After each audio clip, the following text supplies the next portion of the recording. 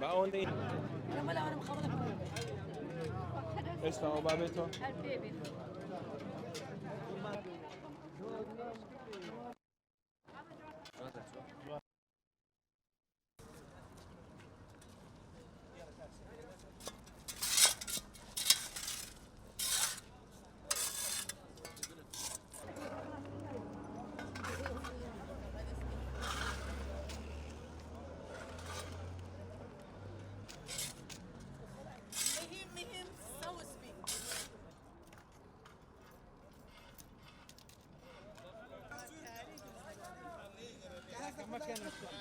ما كان الشرزور ده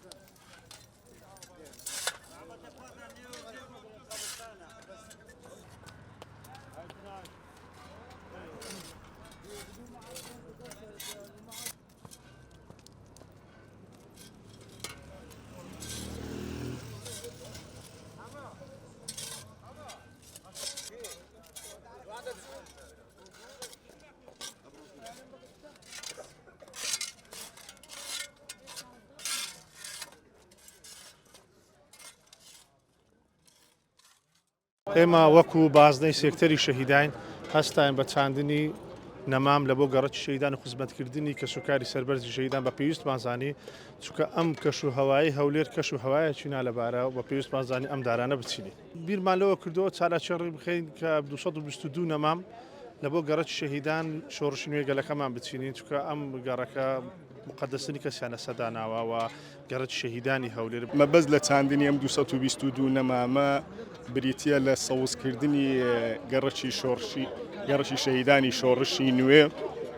و پاکردنەوەی لەو تەپ و تۆز و دووکەڵ و هەوایە کە بە پارەکە و خێروبێرەکەی لە بۆ جیرفانی کۆمەڵە کەسانێکی دیاری کراوە بەڵام دووکەڵەکە و ژەهرەکەی لە بۆ کەسوکاری شەهیدانە ئەمە جێگەی داخە بەڕاستی ئامانجی ئێمە و ئامانجی حیزبەکەمان و ئامانجی لیستەکەمان بریتە لە سەوزکردنی گەڕەکە هەژار نشینەکان و